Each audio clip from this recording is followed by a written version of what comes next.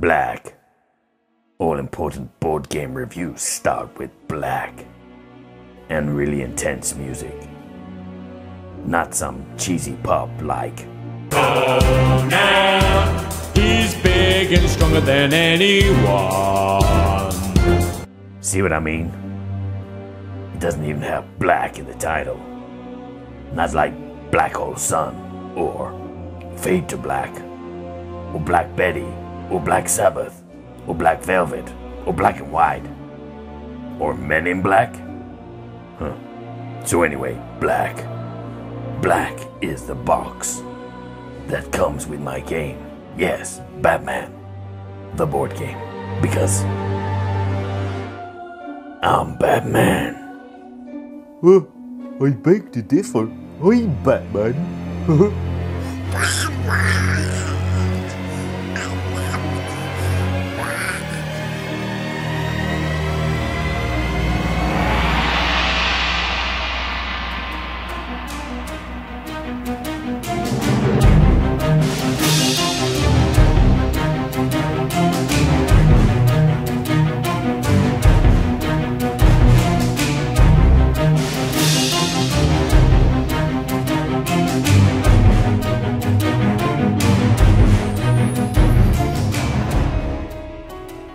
Well, hello chaps and chabbits, and welcome to a special Board Games Everybody Should... Special, you ask? Well, that's because it's a Kickstarter video for this game right here. Batman, not the board game, but Gotham City Chronicles. Yes, coming on February 27th, 2018, is the first Kickstarter for Monolith for Batman Gotham City Chronicles. In the game, players are going to be either playing as a villain player or maybe part of a team of heroes trying to thwart the villain player's plans. There's also going to be a 1 versus 1 mode where players have a team of villains and heroes and go head to head. And there'll be some minis. But in this video, you're not going to see minis. You're going to see standees. Yes, this is a prototype that you're going to see in this video, so please bear that in mind.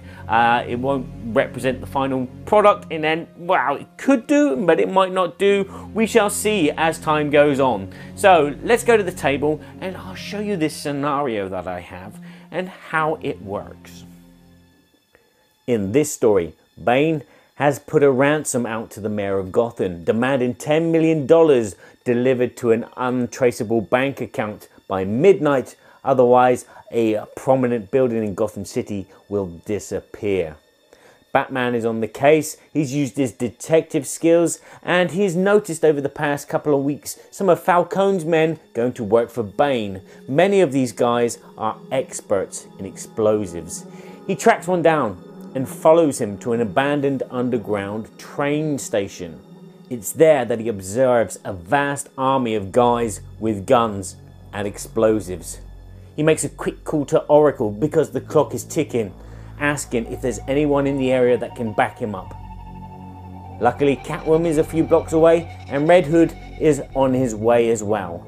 With the time fastly arriving at midnight, Batman and his team have to coordinate themselves quickly, quietly and calmly and try to disrupt Bane's plans.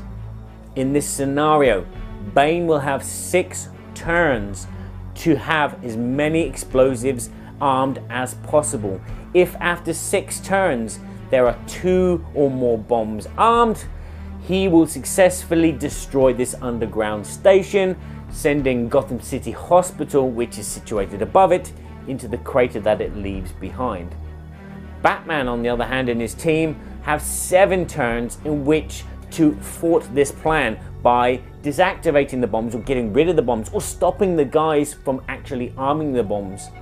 If at the end of the 7th turn for Batman and his team there is 1 or less bombs armed, Batman has successfully succeeded and he gets to watch maybe a little firework display as one little bomb fizzles out. The heroes are going to start this story and they're going to be a bit exhausted because they've just run all the way down this abandoned train track to get to this abandoned train station. So 5 energy gems are going to be moved into the fatigue area. Each scenario will state who starts the game. In this scenario, it's the heroes that start the game, and so they take control of the time track. The heroes are then responsible for advancing the time track by 1 at the beginning of every turn. In this scenario, the heroes will have 7 turns in which to succeed at their mission. At the end of the hero's 7th turn, if there are 2 or more bombs armed, boom. This means that the villain player only has 6 turns during the course of the game. The round tracker is also used to keep score of any special character's life points. So in this case, Bane starts with 6 life points. The hero players are now going to decide whether their character is going to be active or resting. If they're active, they get to recuperate 2 energy from their fatigue zone to their active zone. And then they can use these energies in the active zone to perform any of the actions marked around the board. If a player declares themselves resting, they'll recuperate more energy cubes, but they won't be able to use these to perform any actions. The only thing they can do is defend and re-roll. So as players play, they're going to be spending energy cubes to do actions, and at the end of the hero's turn, all this energy cube will be going into their fatigue zone. If the characters get injured in any way, so you get shot and beaten up, these energy cubes go from the fatigue zone into the wound zone. If all the energy cubes end up in the wound zone, your character is knocked out, and the only action they can do is resting, because resting will give you lots of gems. So let's say that Red Hood was resting now.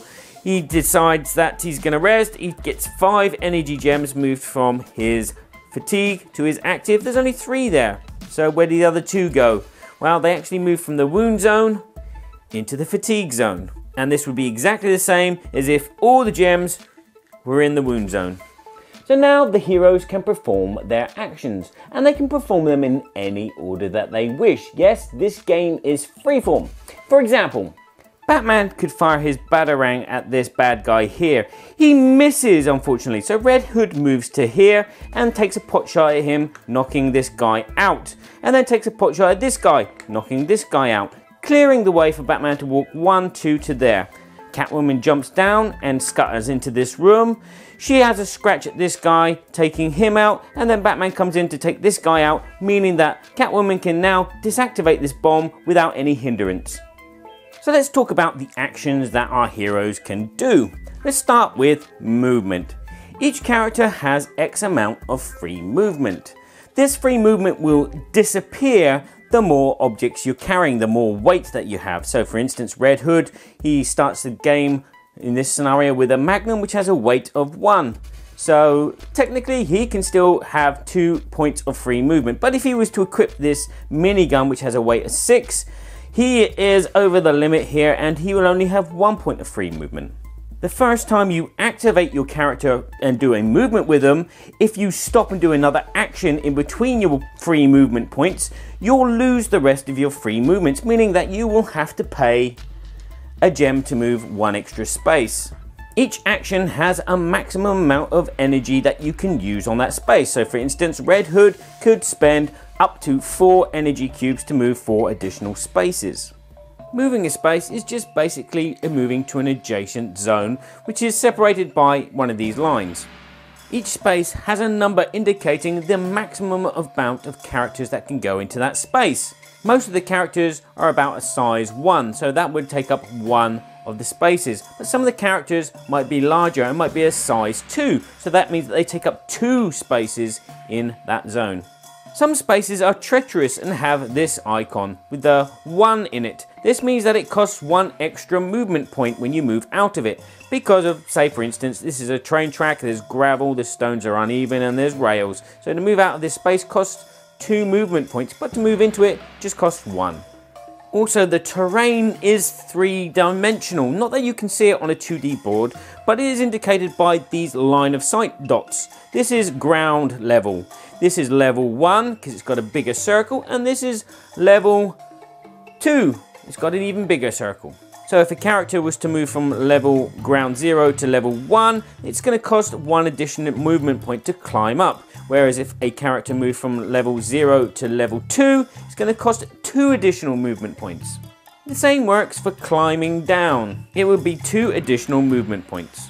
Although a character could jump down, but they would then have to take 2 yellow dice of damage. meaning 1 dice for each of the extra movement points.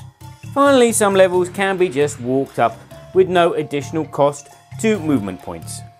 Some characters will have special abilities that are attached to some of the actions, like in move action here, we have Parkour for Red Hood. As you can see, if he's carrying more than 5 in weight, he loses this ability, and this Parkour is a +1. Parkour is used for climbing and jumping over objects. As we said, if, say, this Batman had a Parkour 1 and they were to jump down to this space, it's 1 movement point plus the 2 yellow damage of dice. The Parkour of 1 would eliminate 1 of the damage taken. So in this case, Batman rolled this, he takes no damage at all for jumping down. He could, of course, climbed down. And as we said, this is normally 2 to get down to here, so 3 action points to move there. But it would negate one of those, so it would be 1, 2 instead of 1, 2, 3.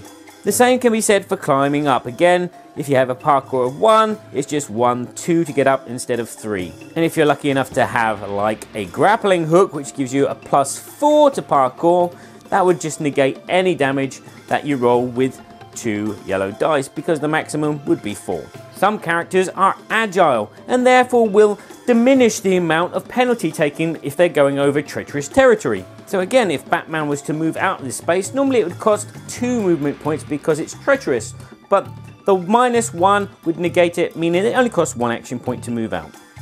And then we have Evasive, which means that if you are in the same space as enemy figures, you do not take a penalty for moving out of that space. So normally moving out of a space where there is enemies, so in this case there's 2 enemies in the space of Batman, if he was to want to move here, that's 1 action point plus 2 extra movement points, so a total of 3 movement points just to get here. But if he has the evasive ability, he gets to diminish that by each evasive that he has. And then we have the melee action. This is your chance to go pow against those enemies of yours. You're going to need to be in the same space as the enemy that you want to punch, and then you allocate energy to this space. For each energy that you allocate, you get to roll a dice of that color. This little arrow inside the dice means that that dice is re-rollable. So if I rolled the dice, I got nothing, and then I rolled it again and got nothing, I have missed. But I can then do another melee attack, because my maximum number of energy that I can spend on this is 5. So this time I decide to spend 2. So then I get 2 melee dice.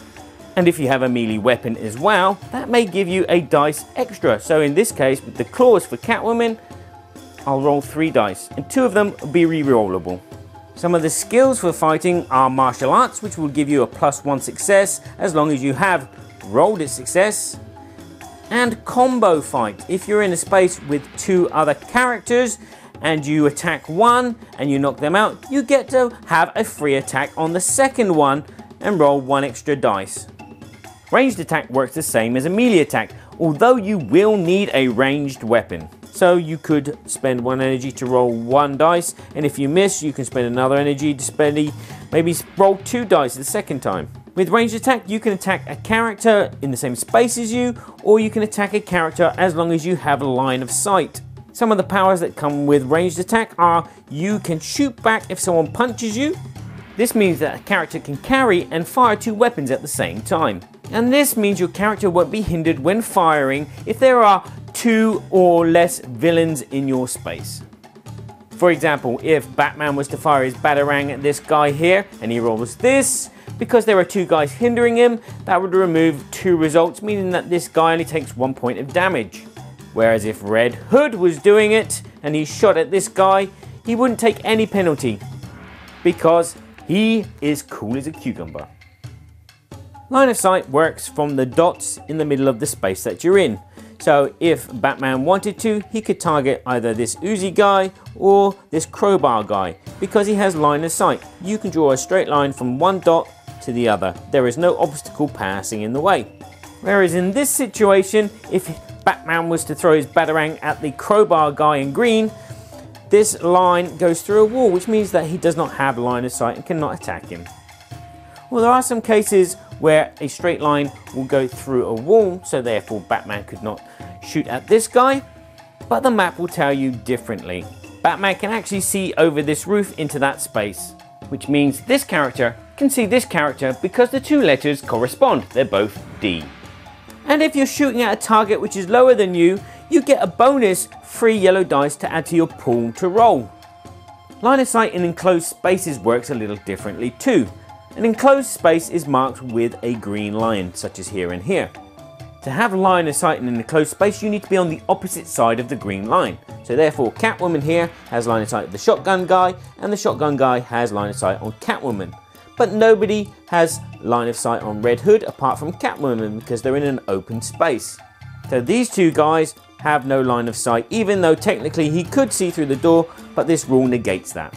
Another situation here is Batman would have line of sight of this Uzi guy, but he wouldn't have line of sight on this shotgun guy because he would have to pass 2 green lines. Whereas the Uzi guy has line of sight of Batman, and he also has line of sight on the shotgun guy. Not that he would shoot the shotgun guy, but hey, manipulation is used for picking up things. If your hero is in a space where there's an object that you can pick up, you spend 1 energy cube to pick it up. Manipulation in this scenario is primarily used for just deactivating the bombs. Some characters have a knowledge of bombs and can get an instant success, because in this scenario you're going to need 6 successes to disarm a bomb. Intelligence is used for detective work, but in this scenario it is only used for hacking computers.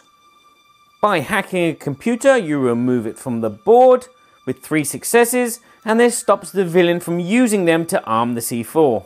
Then we have defense action. If your hero is being attacked by a villain and you wish to defend yourself because otherwise you're going to take some damage, you can spend energy in this space to roll that number of dice to defend. Some characters come with armor, so they don't need to spend any energy. They just need to roll 1 dice. But if they wish to, they can spend energy to give them an additional dice. This character can sacrifice themselves. If they're in the same space as another hero and that hero is being attacked and taking lots of damage, this hero can take some of that damage away from them and give it to themselves. And some heroes can dodge incoming fire, taking less damage. And last but in no means least, we have the reroll space. Whenever you perform an action and you're not happy with the dice roll, you can spend 1 energy to reroll 1 of the dice. Obviously you can do this several times, but only up to the maximum amount. Some other characteristics of the characters are they may or may not be able to use firearms. They may have an heroic feat. An heroic feat is when the hero needs to exert themselves to perform an action. So let's say it's the last round, there's 1 more bomb that Batman needs to disarm, and to do this he's going to need to manipulate. He has 3 energy gems. He spends those 3 energy gems in the manipulation, which will give him 3 dice. This is his maximum amount of dice that he can roll. The maximum result he can get is 6 from these 3 orange dice, but he's not happy. Even though he's an explosive expert and he only needs 5 successes, he's got no energy to spend to reroll if he does a bad roll. So he uses his heroic feat. He discards 1 energy from his fatigue to his wound zone, and this will give him a 4th orange dice, therefore passing his maximum level. And you can use this heroic feat only once per turn, but you can use it on any action to pass the maximum limit. Characters will have a different amount of gems. This is how much of a menace they are to the opposite team. This will hinder the opponent when they perform thought actions, manipulation actions, and ranged attacks. This is their size, how much space they take up on the board, and this is how many objects they can equip themselves before the mission and place into their utility belt. Once all the heroes have collectively decided that they're going to finish their turn, they'll just move all of their energy gems from the actions they've done into their fatigue zone. And then it's over to our villain player for their turn. Our villain player, who is not actually called Conan, will then move any energy gems that they spent from a previous round to do extra movement, or to defend, or to reroll into their fatigue zone before moving the allocated number, in this case 5 gems, from their fatigue zone into their active zone. They can now activate 1, 2 or none of these tiles down the bottom here. Each tile has a cost to activate, so as you can see, Bane costs 6 to activate. And each tile will either represent one character or a group of characters or maybe an event. To do an activation, let's say we activate the hounds, we pay 3 gems from our reserve into our fatigue and we place this at the back. We then move and do an action with each of the hounds individually. So you'll activate each of the hounds individually. So let's say we start with this hound and we do a move first to here and then they attack the Batman. And then this second hound decides that they're going to move here and then attack Catwoman. And then this one's going to attack Batman and then move to here as well to cause chaos for Catwoman. Each tile also has a lot of information, much like on the hero cards. They have the character's size, how much space they take up on the board, how much menace value they have at disrupting a player from shooting or manipulating something. They have an automatic defense. So let's say that Batman punched one of the crowbar thugs, he has a defense of 1. But Batman only rolled a 1, this guy still carries on moving and doing his actions. Whereas if he rolled a 2 or more, then our crowbar guy is either knocked out or our villain player spends an energy to roll a dice in defense. And then they have their free movement points. Again, like the heroes, if they stop mid-track and do an action, they will have to pay an additional energy cube to move an additional space. Some of the characters can punch, some of the characters can shoot weapons, some of the characters can manipulate explosives, and some of the characters can use computers to manipulate the explosives. These villains have similar powers like the heroes, like the kung fu fighting or the parkour. They also have their life points marked, and they also have some respawn points. When this event tile is activated, you will automatically gain 4 points of respawn. You will use these points to bring back minis that have been removed from game and place them on the respawn points on the board. You can also, if you wish, pump up Bane from this Bane basic tile to this tougher but slightly dumber version of Bane. Once the villain player has decided to not activate any more, or they cannot activate any more tiles, it's back to the hero's turn. But he's not going to sit on the sidelines. He's going to still be active because the heroes are going to be attacking his henchmen. If one of the heroes makes an attack on one of your characters and is going to knock them out, you can decide if you wish to defend against it. You'll spend 1 energy into the defense, you'll get 1 orange dice, and you get to roll that to see if you can get a success to block or counteract the attack. Again, there are limits to the amount of gems that you can spend doing these actions. So even re-rolling will run out eventually. And these gems will also stay here until the beginning of your next turn, until they go into your fatigue, and then you recuperate from your fatigue to your active.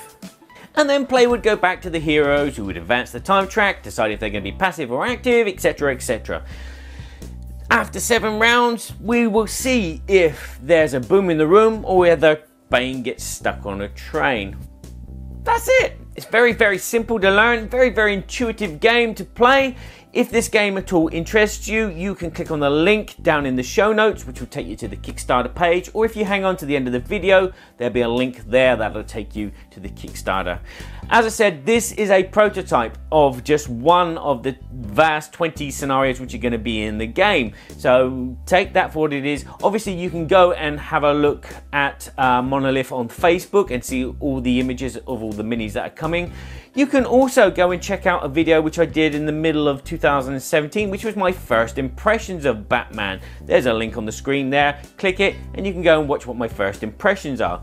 Or you can wait until a bit later and I'll do another video and it'll be my 10th impressions of Batman Gotham City Chronicles. Yes, I've played this game 10 times, I've demoed it over 30 times, and so you'll be getting like a real experience of how I feel about the game after all this time, because I have been playing it for nearly 9-10 months now. So there you go.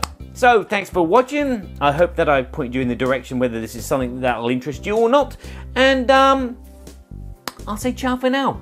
Catch you later. And yes, it was his real voice.